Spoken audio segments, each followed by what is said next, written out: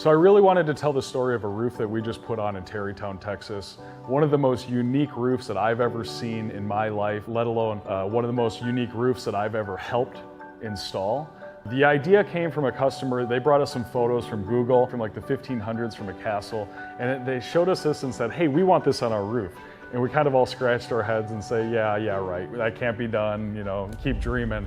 And they were adamant. They're like, yeah, can you figure out how to get this roof? So in searching to be able to come up with to install this roof on their house, we started talking to manufacturers, suppliers, and it was just dead ends everywhere.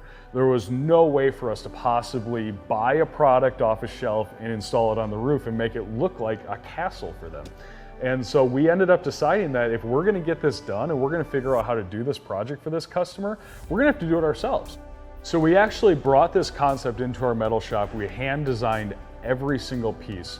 Every piece was hand bent, every piece was hand screwed in. We ended up using 8,000 tiles that were made. And the amount of labor that it took to install these roofs really gives you an appreciation for the laborers back in the day, hundreds of years ago, working on these steep castles. You just wonder, how did these guys get all this done back in the day?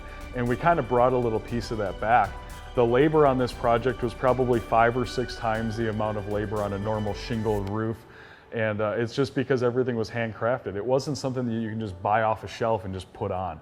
As a group, we came together and created this idea and were able to bring it into practice. And the end result was phenomenal. I mean, I still, when I'm driving through Tarrytown, I will purposely take a couple extra turns and drive down the street just to look at that roof because I'm so proud of it.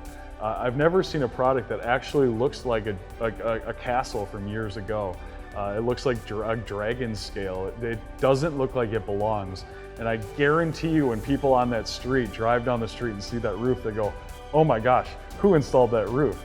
And I can proudly say, LOA Roofing and Construction put that roof on.